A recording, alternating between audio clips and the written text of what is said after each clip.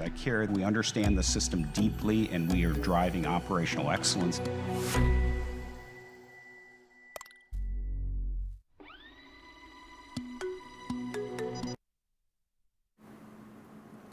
Hello, welcome to another episode of Talking Tech. I'm Army veteran Dan Hunter, Communications Specialist at the Department of Veterans Affairs. It's a pleasure to be your host today as we shine a light on women in technology.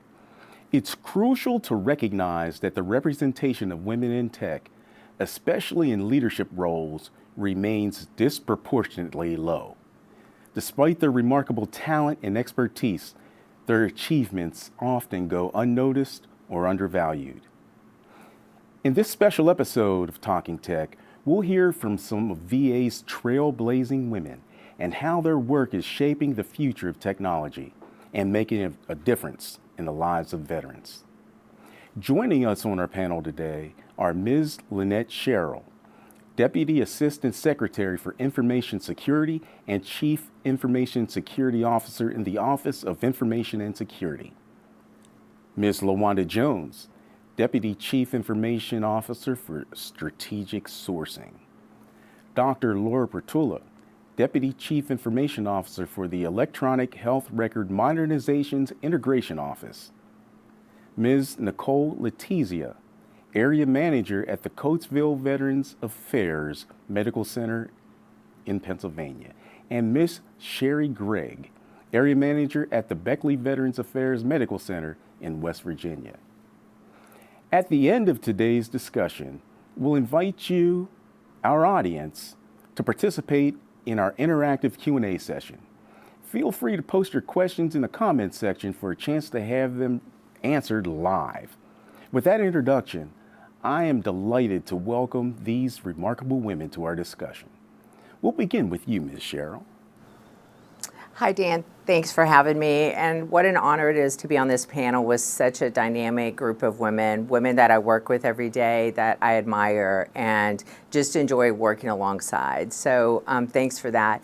For those out there just joining us, I'm Lynette Sherrill, and I'm the Deputy Assistant Secretary and Chief Information Security Officer for the VA. And I have been in IT for several years, but currently in this role, I am responsible for, obviously, the cybersecurity program of the Department of Veterans Affairs, which encompasses about 35% of all of the federal civilian assets in our federal government. And it's a huge responsibility, one that is challenging, but one that I love every single day as I come to work. Thank you so much for sharing that and leading and guiding the information security effort here for the department. We greatly appreciate it. Next, you, Ms. Jones. Thanks, Dan, for inviting me. My name is Luwanda Jones. I'm the Deputy CIO in the Office of Strategic Sourcing. And what that really means is I'm responsible for IT acquisitions. I'm also responsible for the CIO's execution of the Federal IT Acquisition Authority. We call that FTARA. And I'm also responsible for vendor management. Prior to the VA, I spent 28 years in the Army.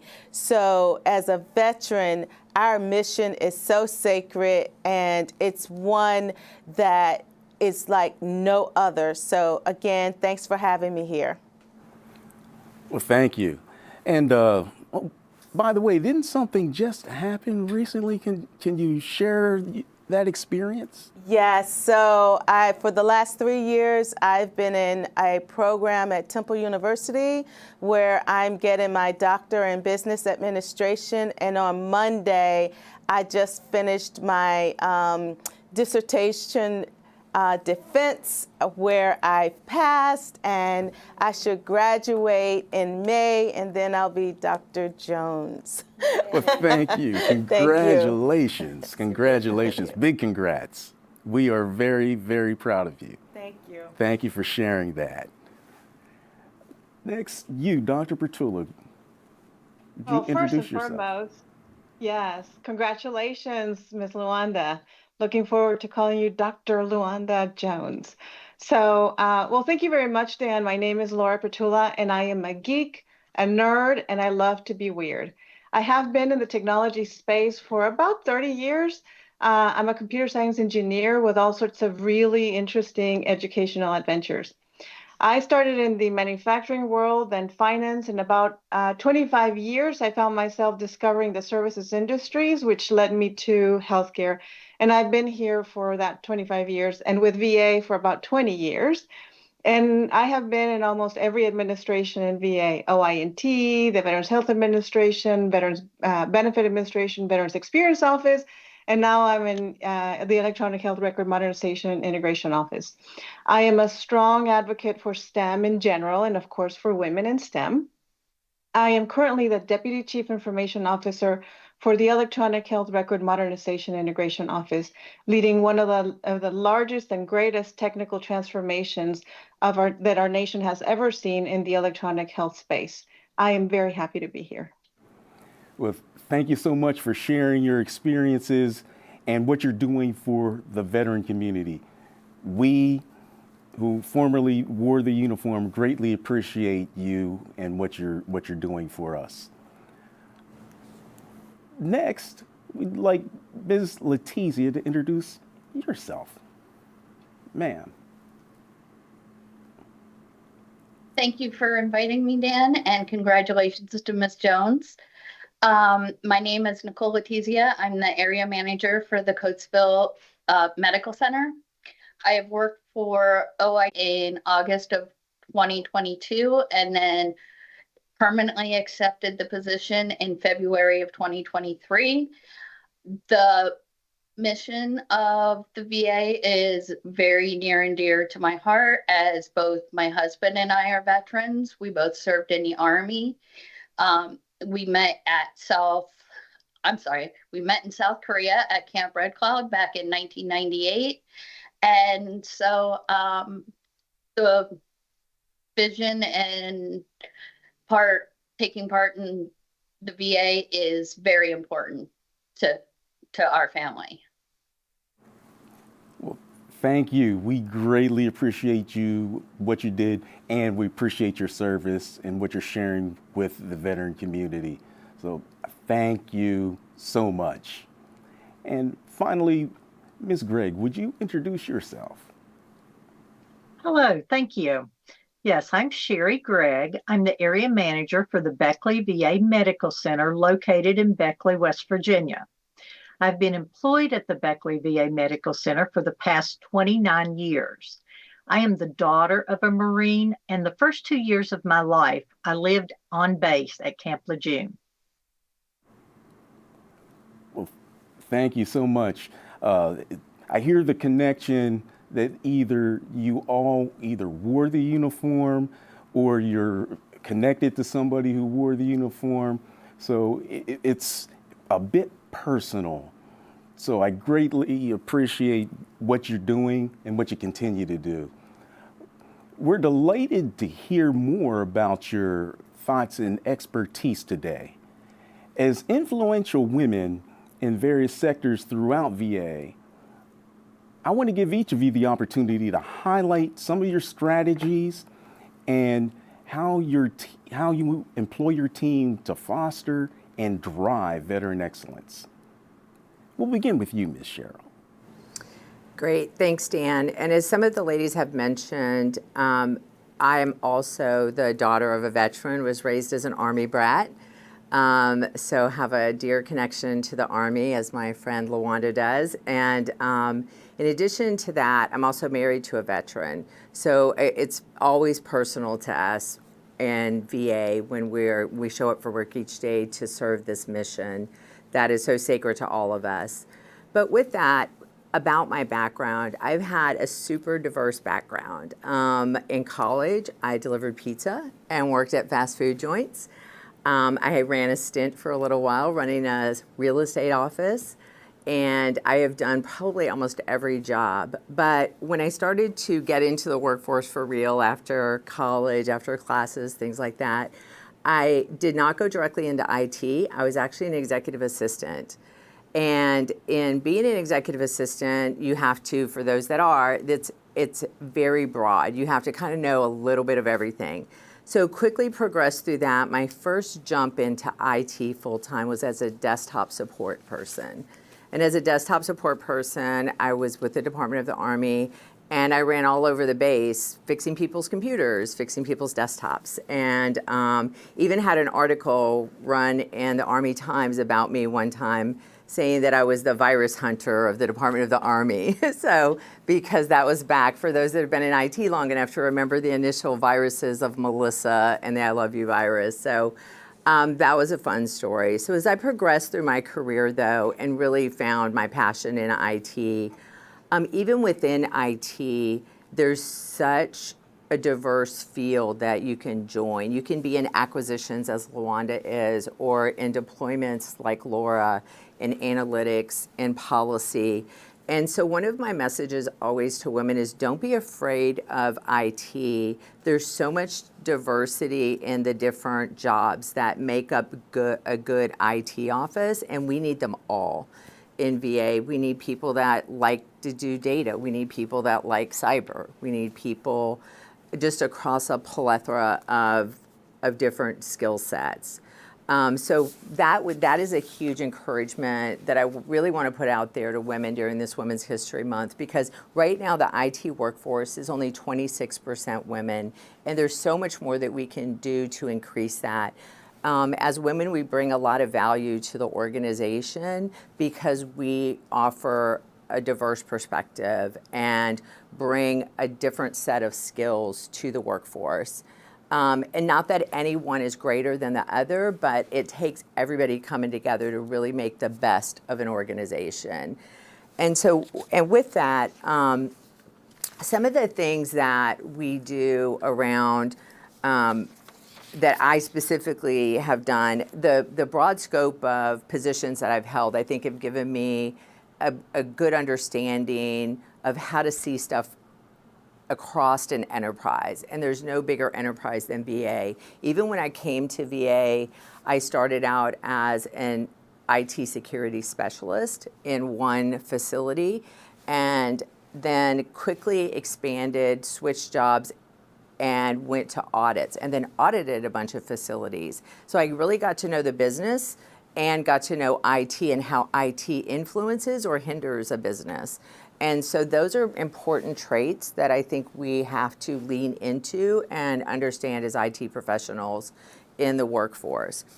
And as I go through my leadership journey and as I progressively took harder and harder jobs, I'd be remiss if I didn't talk about the teams that helped encourage me along the way, all of my teammates, as they do today.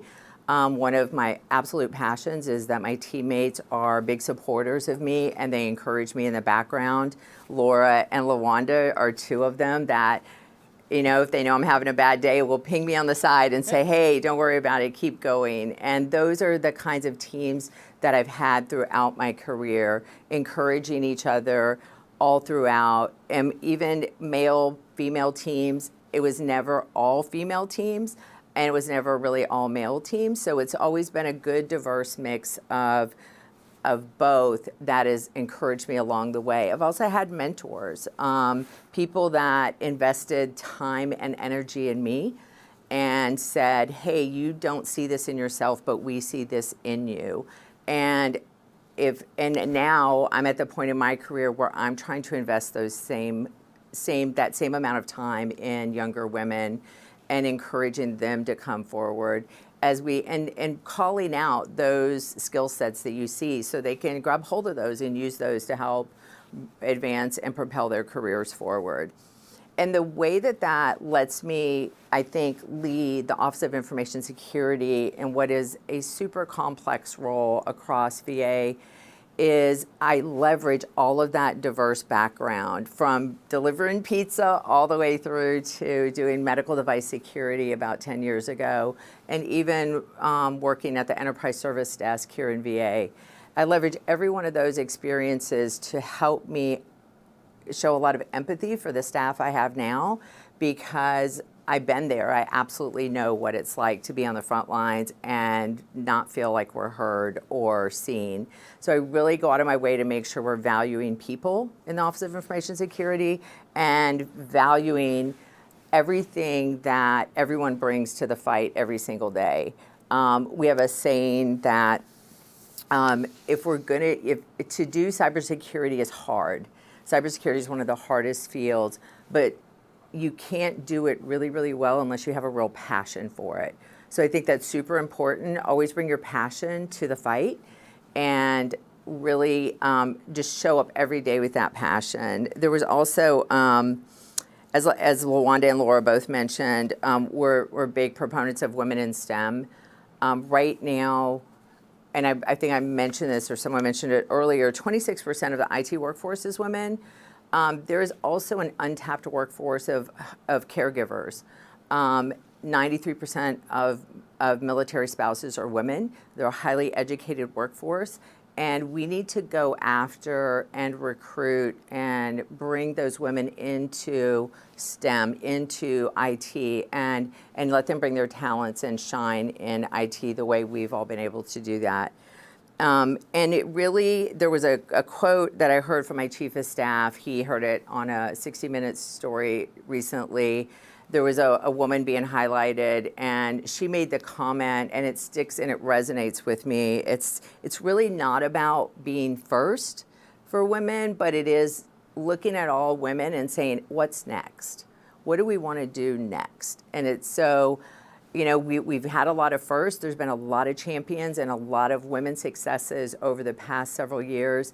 And we want to celebrate all of those, but we also don't want to let our foot off the gas. We want to keep moving until we want to go, hey, what's next? So I think that is what that passion and obviously my love for just the field of IT and cyber and just bringing that passion to the work every single day helps me continue to drive those innovations and hopefully drive the teams to really make that next thing. What is next for us? What is that next innovation? What is that next good thing that we're going to do to really secure veterans data, secure the VA, and just have a world-class IT organization? Well, thank you so much for sharing that. You bring a lot to the table. And if you're out there listening, you hear about all of her experiences, all of Lynette's experiences, and how she is now using that in her leadership position and how she is looking forward at the what's next. So thank you so much for doing what you do and how you're providing that leadership and that guidance to the next generation. Greatly, greatly appreciate it. So while Lynette talked about her experiences, Ms. Luwanda, can you talk about your experiences, what you've done, how you grew as a professional, and how you lead and guide your teams in this world of IT going forward? I tell you what Lynette said, my heart is just beating with joy, and it is the camaraderie of women and of doing business in this IT world that really fascinates me. And I can tell you, I want to go way back from whence I began. So I was raised by my grandparents who, when my grandfather died, he was 116. I was I guess I was in the 8th grade or so. And I told the story not too long ago. I never dreamed that I would be in IT. And a guidance counselor from my high school stopped me in the hallway and he said, "Where are your college applications?" And I said, "We're poor. I'm not going to college." I had no idea what I was going to do. And he said, "No, come to my office because your grades are great and I know that you're going to do well." So that man changed the trajectory of my entire life. Then I went off to college, went to Norfolk State University, where I majored in psychology. Lynette delivered pizzas. I would love to have had one of those pizzas because I worked at McDonald's, and that's where I had my dinner, and and then the manager would give me some cookies to take home. But I tell that story because while I worked at McDonald's, I spent a summer with a friend in New Jersey, and her father said, "Hey, are you aware of the Reserve Officers Training Corps in school, ROTC? Did you know that they give you $100 a month?" And I was like, "Really? And it's a guaranteed job after you graduate." So, poor girl, no money. In my head, ching ching, $100 a month, that can pay. I can buy a McDonald's burger. I can pay my rent. I can also have a job when I graduated from college. And so 28 years later, I was in the Army. I worked as an adjutant in the personnel world. I worked in a software development company, agency, and my commander said, "You're the only one here that does not work in IT. We want to send you to get a degree in IT." I was like, "But I majored in psychology. I know nothing about computers other than turning them on." And so I went to the Software Acquisition Academy, and that's where all Acquisition Corps officers go to get the acquisition training. And I became a program manager in the Army in IT. Then I went off to get my master's degree in information computer software, and I did that. And afterwards, I became the program manager for a software development agency. I also was responsible for the Army's enterprise licenses, the first Microsoft license that we had. I ended my career as a acquisition corps officer, and I decided that after 28 years, I didn't want to be a part of the Army, but I wanted to do something still for the federal government. And so I decided, oh, it's VA. And I knew nothing about the Department of Veterans Affairs, but it was somewhere that I knew that I could bring my all. I loved the mission. And for the ladies out there and anyone else that's listening, I will say that you have to be unapologetically ambitious. And you have to be yourself, your authentic self. Bring your strengths to the table and don't be afraid to speak up. Being in the Army, I was around a lot of men. There were some of us women there, but the majority were men. So my philosophy was they put on their pants the way I put on my pants. But the bottom line is you really have to own your craft, and you have to surround yourself with the people that's going to feed you those positive energies, because none of us can do anything by ourselves. We can't. I mean, when my commander says, I want you to go to the software acquisition school, and I'm like, I know nothing about code. And I'm in class and, Mr. Professor, no, you can't go on because I don't understand what you mean. You can do anything that you set your mind to. All you have to do is want to. And let people know that, look, wait a minute, I really don't understand this. Give me a minute, help me understand it, and it will happen. So I would say, be unapologetically ambitious. Know your craft. Network with your fellow women, men, whomever.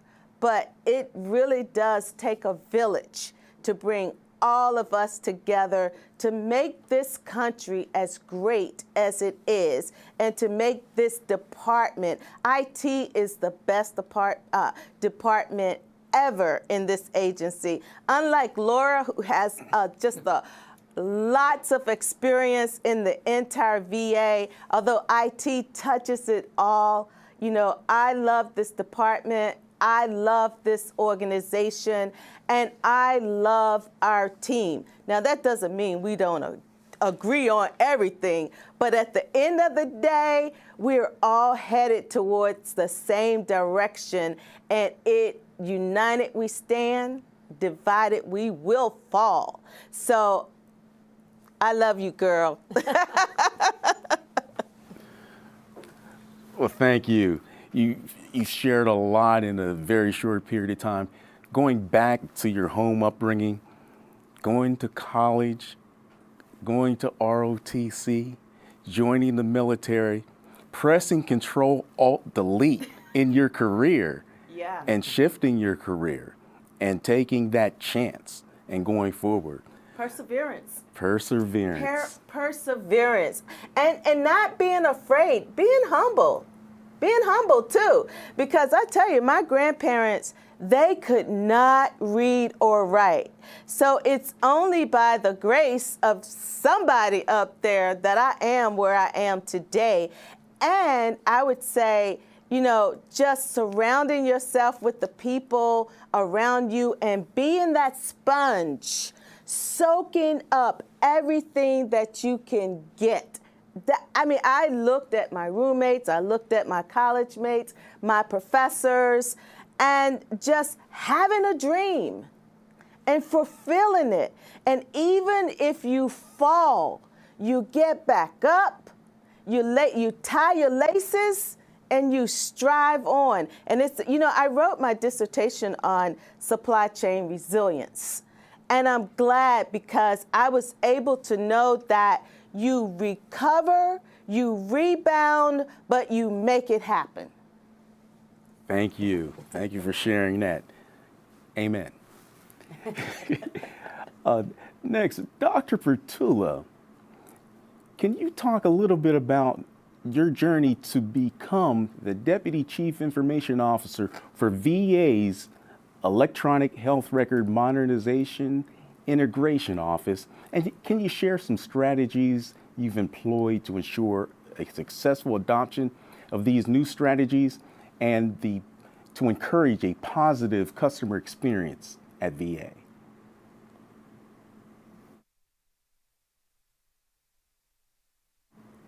Laura Prietula. Sorry, can you hear me now? It's loud and clear. Very Yes, ma'am. good. Thank you.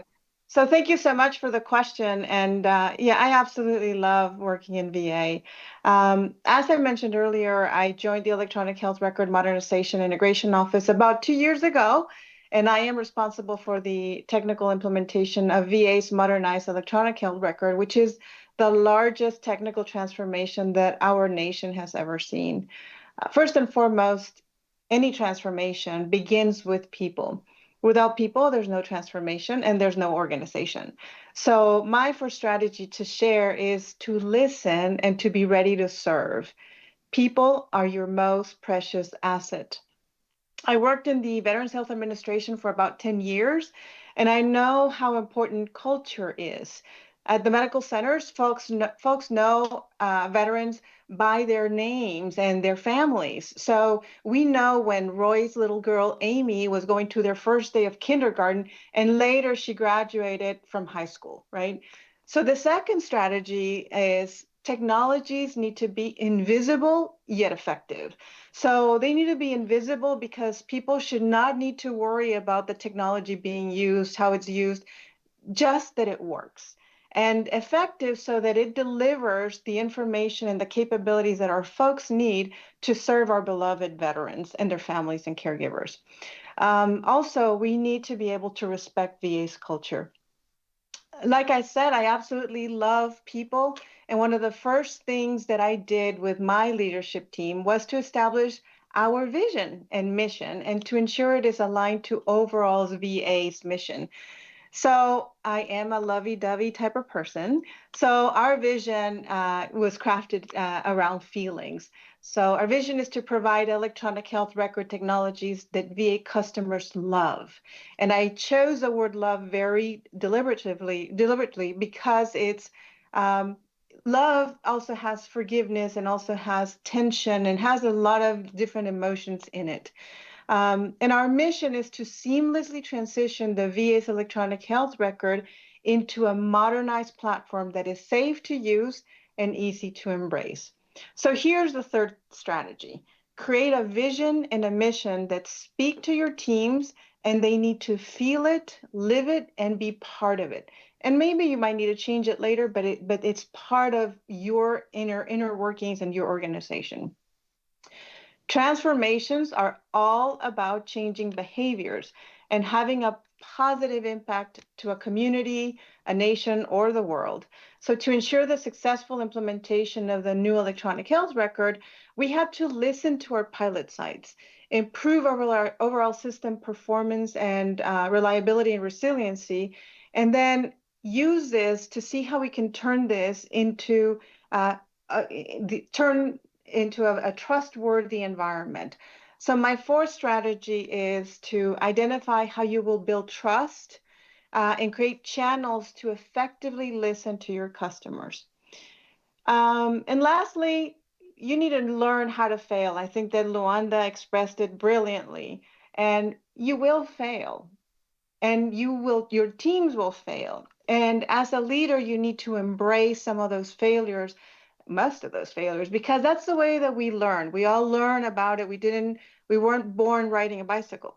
So we all know how to do that. And one of the things that we worked on very much is, like I said, I've been here for 2 years, is we needed to see where the facilities where we had deployed, what were they saying?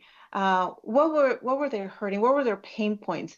And we deliberately, systematically went and started fixing every one of those items that they were mentioning. We had a big backlog of items, but we asked for forgiveness, we asked for grace, and we said, yes, we understood that there's some things that are not to our standards, and we started doing that. And we also standardized. There were a lot of changes that were requested to the facilities that were already deployed, which we were customizing the product all around. So make sure that you standardize, that you know exactly what you're delivering, that what you promise you're going to deliver, you actually can execute and be there. As they say, it takes a village, and the recent deployment of the Federal Care Center in Chicago, FHCC, would have never been possible without the support of our OINT friends, local IT, the Veterans Health Administration, and the folks over at FHCC, with our partners as well as the Department of Defense. And hopefully we've shown as well with this latest deployment that we are improving. We're making great strides in order to make and to bring an electronic health record that is safe to use, and it is appropriate for to serve our veterans, their family members, and their caregivers. Thank you. Thank you, Dr. Prietula. Your dedication to the mission, leveraging technology to enhance healthcare delivery, and your focus on promoting women's representation in IT's leadership roles are truly inspiring. So next we're going to shift to Ms. Letizia. Can you share some effective strategies you've employed to drive meaningful change and enhance the veteran experience at Coatesville? Yes, some of the strategies that I've employed throughout my career started when I joined the Army right out of high school.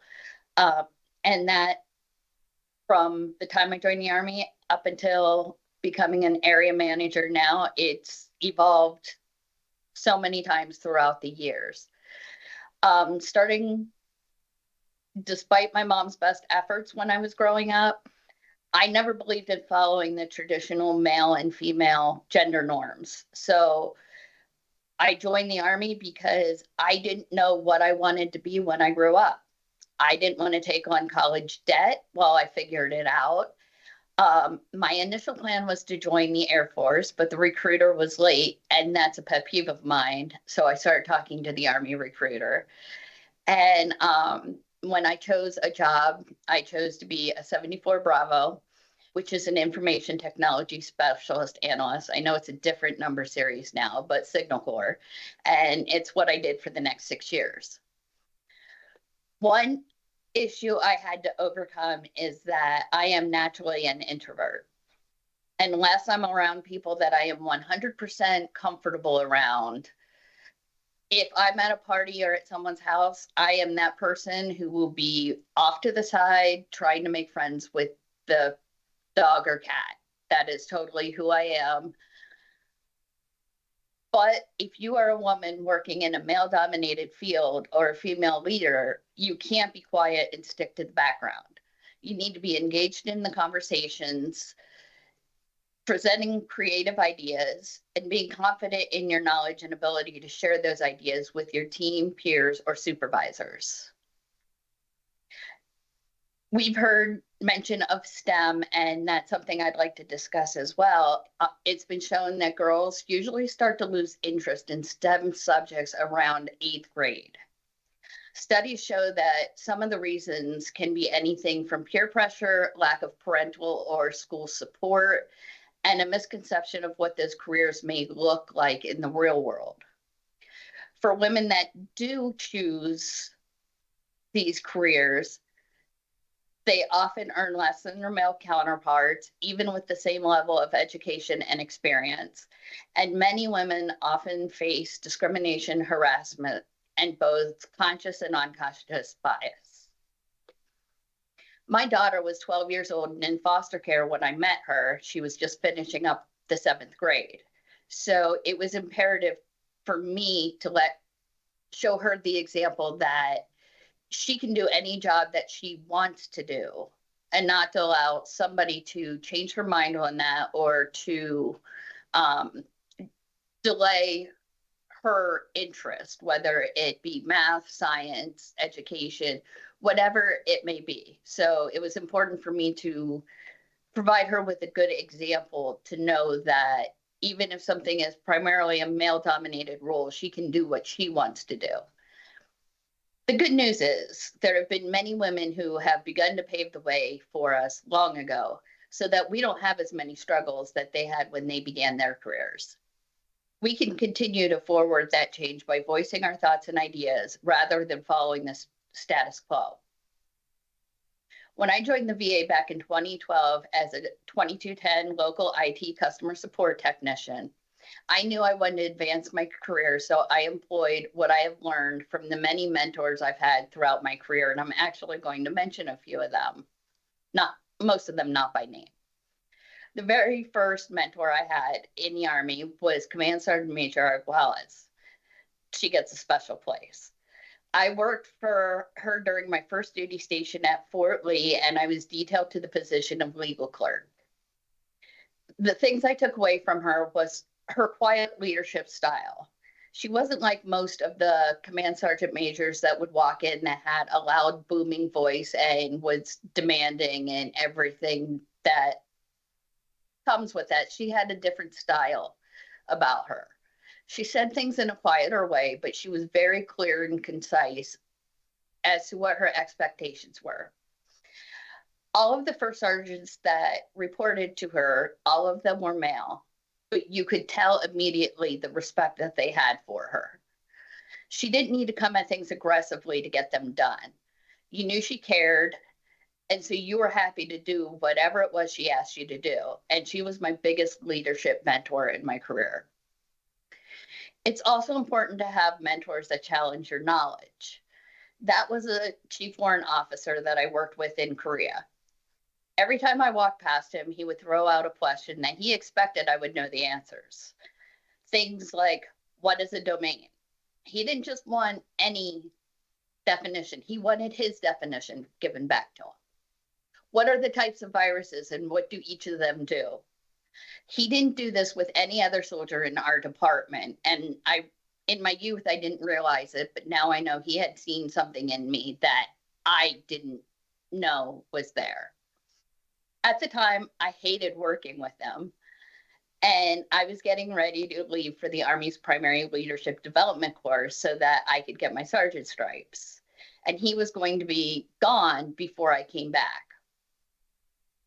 He kept telling me I'd miss him when I left, and I insisted he was wrong. Luckily, social media didn't exist back then, so I've never had to come clean to let him know that he was right. I really did miss him when I got back.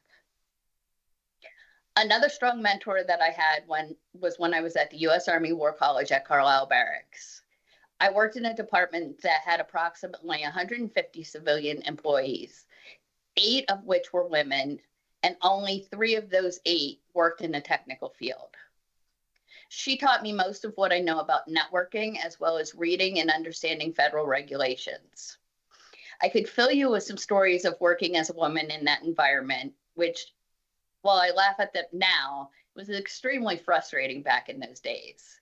As she was the first civilian mentor that I had, she showed me great examples of how to handle those issues without turning them into bigger issues. I still have great mentors today, some of whom are likely on this call. They know who they are. If you are looking to grow your career, regardless of if you are a man or a woman, my best advice is to find people that emulate the way you want to be perceived and forge a relationship with them, whether formal or informal, to continue to grow and help each other. For me, that meant finding examples of people who understand the mission and how their role plays a part in it, are transparent, take care of their team, are decisive, they have the ability to own up to making a mistake, are willing to share knowledge with others, and are willing to learn from others. I have found that mentors and leaders that have shown those qualities tend to be trusted and respected, which is the way I want to be portrayed. I've had the benefit of having mentors who come from all walks of life, some that I have very little in common with, to some that are very like-minded. You must be able to learn from everyone around you, not just people that think the same way you do. I have over time been a mentor to others, helping others define their way to advance their careers. This has been both formal and informal mentoring. I've had soldiers to lead in the military and people who have worked for me after that. Things that I have learned from my personal leadership style is that those I lead need to know that they can trust me in what I say. Those that I report to need to know the same. Transparency is important. The team needs to know what projects we have, how well we are doing at providing service to our business partners, as well as the myriad of other responsibilities that we have. Know both the strengths and weaknesses on your team. Never allow there to be a single point of failure. If only one person knows something, it's almost guaranteed in my experience that that one person will go on vacation, and that's what's going to fail. Whenever there's an issue on the team, address it immediately. This helps ensure that the team environment doesn't dissolve. It is vitally important to recognize members of your team when they go above and beyond for your department. And it's also important to recognize those that go above and beyond for the mission. I found it's just as important to ensure our business partners know what service we provide them. Over the years, I've realized that a lot of our business partners, and sometimes even other pillars of OIT, see local OIT departments as techs that are waiting for tickets to be placed to have something to do. So on a quarterly basis, I make sure I inform my business partners on what all our office has accomplished for them and how well we have stacked up against all of OIT, the district we are in, and our territory. I spell out all the projects we've completed, including those that are invisible to them, those we are currently doing, and those that I am aware are coming up. This has made a huge impact in the relationship between my department and our business partners. The best advice I can give for a woman who wants to be a successful leader in the IT career field is never stop being curious. Never stop learning. When you start a new position, once you have fully learned your position, start learning your supervisor's position. Don't wait to be taught it in case they are on vacation or to be asked to learn something. Start asking questions. Give yourself the chance to be an option in case they retire or get promoted to become their replacement. Ensure you are sharing your ideas and thoughts. Know that there will be times you will experience bias, harassment, and discrimination, none of which are acceptable. But don't be surprised when it happens, because at some point it will.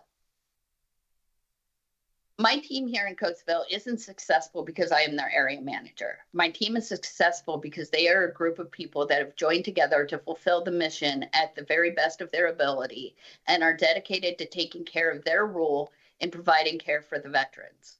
I'm fortunate because they have great ideas, and for the most part, I encourage them to follow up on them.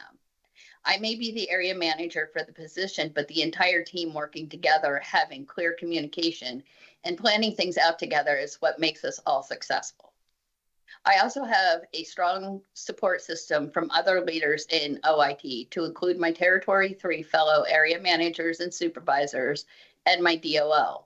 Paul, I'm looking for your job one day. Just kidding. In addition, I found that women leaders within VA are very happy to reach out and give recommendations to others that want to grow their career. That includes the woman that will be talking after me. Thank you. Well, thank you so much for sharing your experiences and your path, and sharing your leadership philosophy. It's evident that your leadership approach has been proven effective, being that Coatesville VAMC was ranked as one of the most improved sites on a customer satisfaction survey. Ms. Gregg, reflecting on your experience as an area manager, can you share some effective strategies you've employed to enhance the veteran experience at Beckley? Yes. Beckley is a small site with only 9 IT employees and 1 area manager. Beckley has no female IT specialists, whereas in the past we've had up to 3 at one time. Years ago, area managers were Facility Chief Information Officers, FCIOs, and Beckley was located back at that time in Region 3, Business 6 of OIT. At that time, there were more women than men in the FCIO position. We currently are in districts, and this is only 1 female area manager in Business 5, and there is only 1 female area manager in Business 6. So women in IT are indeed in the minority. As a female area manager, I have officially mentored many employees over the years through the established mentoring program. Then one day there was this one female who said she gained her courage and reached out to me personally and asked if I would unofficially mentor her. She stated that she had been observing me on conference calls and wanted some one-on-one time to discuss things that she needed to know as a fellow female area manager.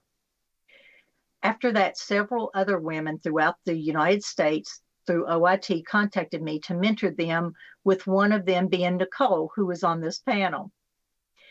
Then, as new males and females were hired into the OIT leadership roles, as area managers, I offered my services of knowledge and past experience to share with them. I have provided guidance and best practices to share with other counterparts. The majority of the time when counterparts reach out for guidance and assistance, it normally deals with action items, supervisory duties, or when Beckley attained the 3-year ATO.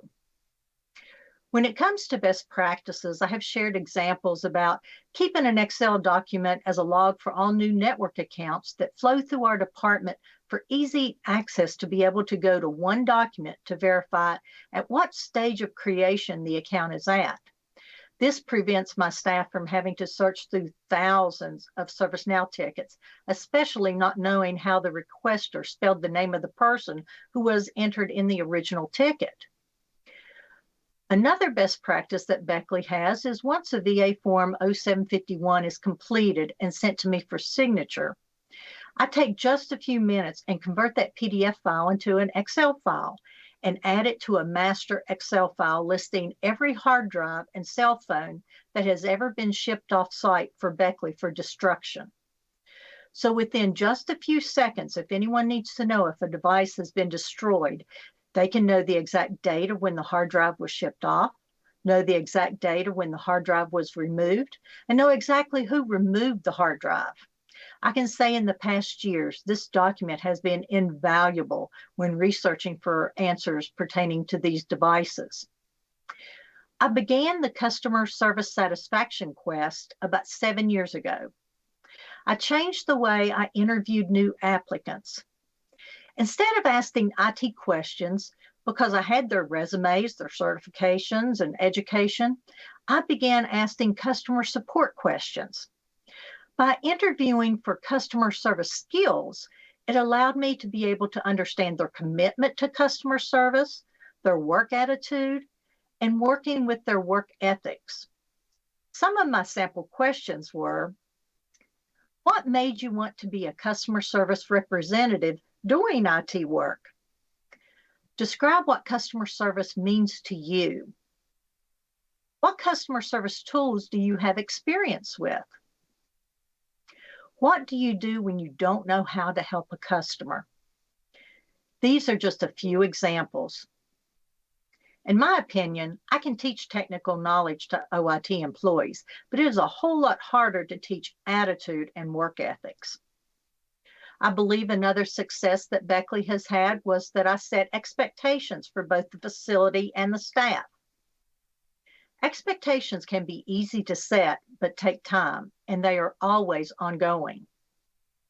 An example is the IT specialists in their performance measures have 7 days to complete tickets while striving to complete them within 3 days.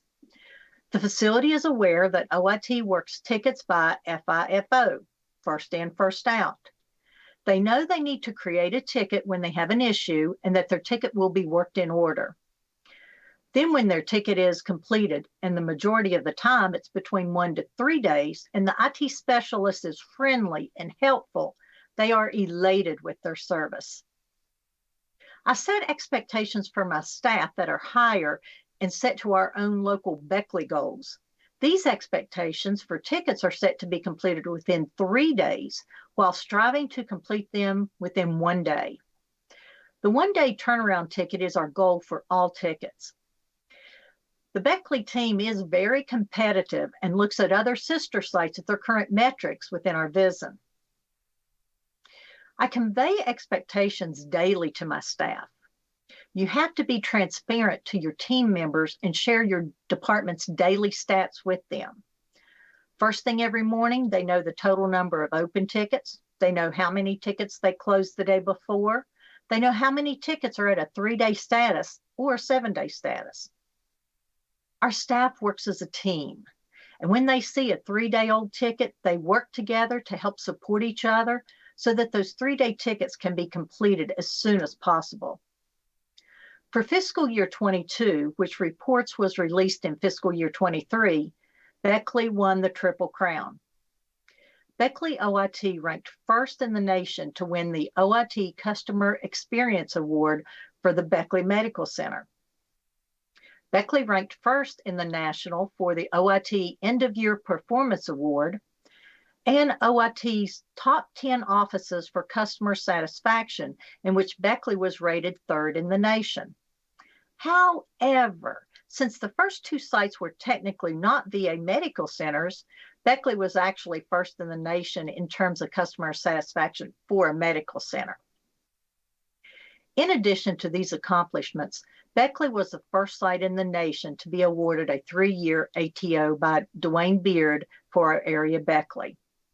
So when customer satisfaction is your priority, it automatically affects your performance, your KPI metrics, your employee satisfaction, your facilities end user satisfaction, your staff's morale, and teamwork. Thank you. Thank you. Thank you so much for sharing that experience. It's been very helpful to the entire audience. So I want to extend my gratitude to Ms. Sherrill. Ms. Jones, Dr. Prietula, Ms. Letizia, and Ms. Gregg from here at VACO into Pennsylvania out to West Virginia. We thank you so much for taking the time. Your personal stories and insights helped us today in our discussion, and it has made it evident and invaluable for your contributions to the field of information and technology. Accumulation of your experience through the years and what you bring to the table from customer service, going back to pizza, McDonald's, all the way to your leadership positions to where you are today and earning those special awards. It's evident how great you are and your passion shows through. So I'm here, I have chills, and I feel very, very humbled to be in your presence. So thank you for what you're doing. Thank you for what you're going to do in the future. We greatly appreciate you. As we conclude today's show, let's remain committed to driving positive change and creating a more diverse and inclusive IT industry for all. Thank you to all our viewers and contributors. Have a wonderful VA Day.